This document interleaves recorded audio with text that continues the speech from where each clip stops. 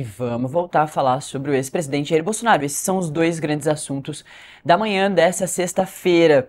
Para ajudar a gente a falar, né, sobre as penas, as condenações e o que acontece depois, né, das penas serem estabelecidas, eu vou chamar à conversa o advogado criminalista e professor de Direito na PUC do Rio de Janeiro, o João Vicente Tinoco. Tinoco, muito bom dia, prazer te ter aqui de novo.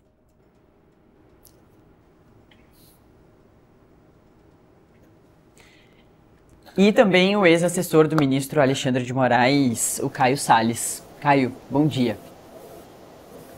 Bom dia, Natália. Bom dia, Fábio. Bom dia, Gabriel, João. Prazer estar aqui falando com todos. Maravilha. Bom, vou começar com o Tinoco. Tinoco, a gente conversou, né, ao longo dessas 2 semanas de julgamento sobre o rito, né, do próprio julgamento. Muita gente acompanhou, o Brasil todo ficou acompanhando. Foi um julgamento inédito para a democracia brasileira, porque tinha, né, um ex-presidente da República ali sendo julgado por tentativa de golpe, por diversos outros crimes, organização criminosa armada. Ontem saíram as condenações, o Supremo ontem mesmo formou maioria pelas condenações dos 8 que eram réus, né, agora 8 condenados dentro da trama golpista. A maioria pela condenação se formou com o voto da 4ª ministra da primeira turma do Supremo Tribunal Federal, com a Carmen Lúcia, que votou logo depois do ministro Luiz Fux, que fez aquele voto longo, juntando intervalos de 14 horas, que apresentou diversos contrapontos aos votos que já tinham acontecido do ministro relator Alexandre de Moraes e do ministro Flávio Dino. E aí Cristiano Zanin, presidente da primeira turma, fechou o dia ali das votações, também pedindo a condenação dos 8 réus. Já tinha maioria, mas ele foi lá e acompanhou o relator, e aí depois eles fizeram a discussão da dosimetria. Eu estava conversando com o Fábio Serapião agora há pouco, Tinoco, sobre as penas. Eu queria começar contigo sobre as penas. O Serapião já tinha falado sobre isso, reforçou agora que realmente as condenações que já tinham sido feitas aos civis que destruíram a Praça dos Três Poderes em 8 de janeiro de 2023 seriam uma régua. E aí acabou que foi isso mesmo, né, Tinoco? Bom dia, de novo. Bom dia, Natália, bom dia ao Serapião, ao Buzo, ao Caio. Sim, é isso, essa é a régua para fazer a dosimetria da pena desses agora sentenciados.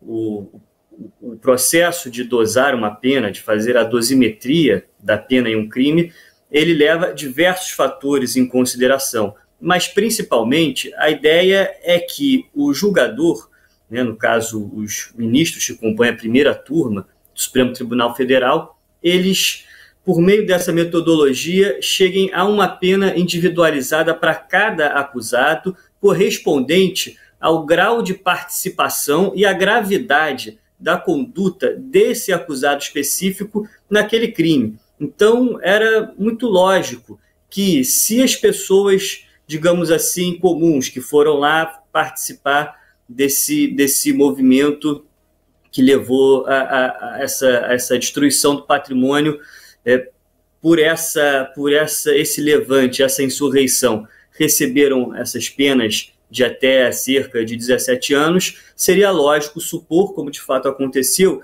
que os 8 sentenciados agora do apontado núcleo crucial dessa empreitada recebessem uma pena maior, né, a maior de todas sendo a pena do ex-presidente Jair Bolsonaro, pela condição de líder dessa organização criminosa e dessa trama. Claro que existem alguns aspectos que beneficiam o ex-presidente, que foram reconhecidos. A idade dele já avançada é um fator que diminuiu a pena, que terminou nesse patamar de 27 anos e 3 meses, mas sendo a mais alta de todos os acusados, justamente pela sua condição de liderança e pela proeminência dele em todo esse esquema.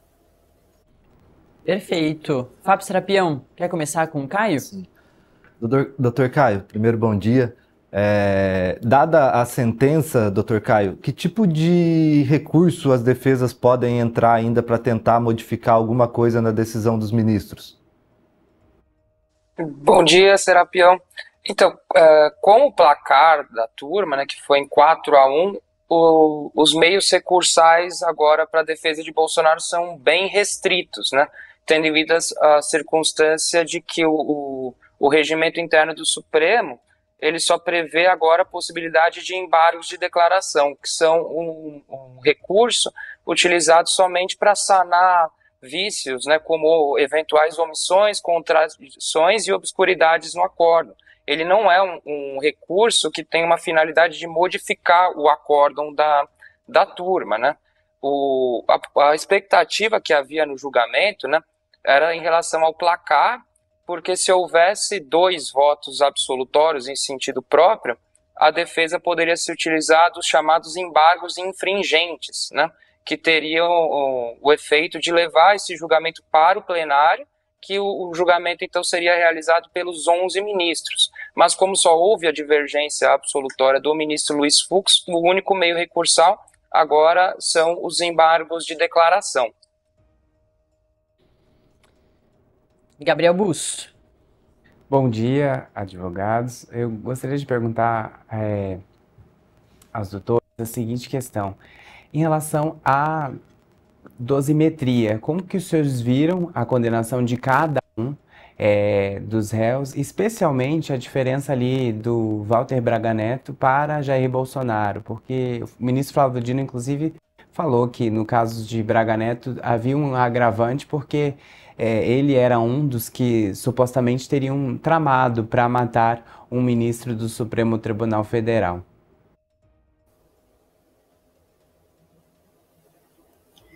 João, o senhor quer começar? Posso começar.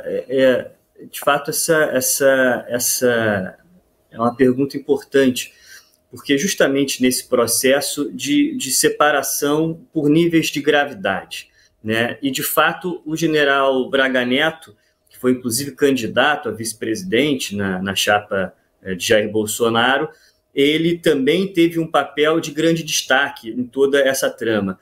Veja que o próprio ministro Alexandre de Moraes, quando ele profere o voto dele ali na discussão da dosimetria, já nessa parte final, ele mesmo faz escalas, como se fossem diversas prateleiras ali de acusar, conforme a gravidade das suas condutas. No topo de todas está a do ex-presidente Jair Bolsonaro, na condição de líder de toda essa trama, porque é fato que se apontou o general Braga Neto como uma das pessoas mais diretamente relacionadas a esse plano, que incluía, inclusive, o assassinato, né, nesse aspecto específico de autoridades, mas isso tudo, conforme se entendeu na condenação, isso tudo sob a batuta de Jair Bolsonaro, que era o grande...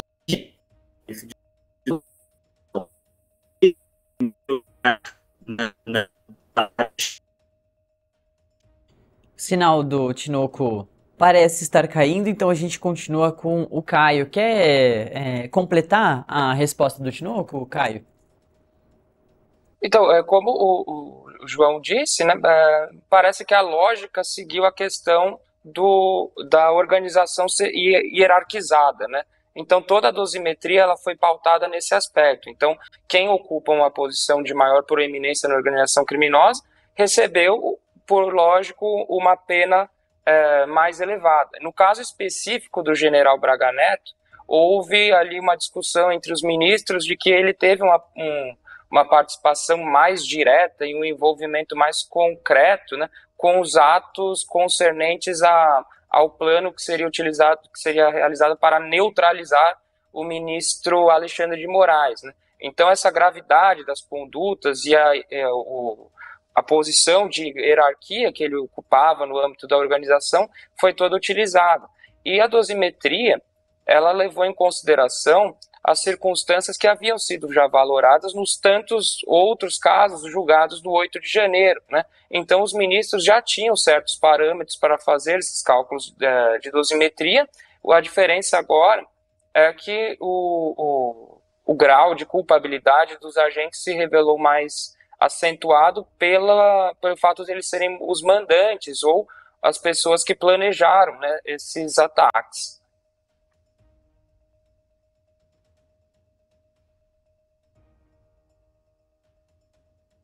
reforçar sobre a pena do delator, né, do Mauro Cid, ex-ajudante de ordens de Jair Bolsonaro, quando o ministro Luiz Fux votou e ele pediu a condenação apenas de Mauro Cid e de Walter Braga Neto. Essa foi das maiores divergências que ele apresentou ali em relação aos outros ministros, inclusive pediu a condenação dos dois apenas em um crime, a tentativa de abolição do Estado Democrático de Direito.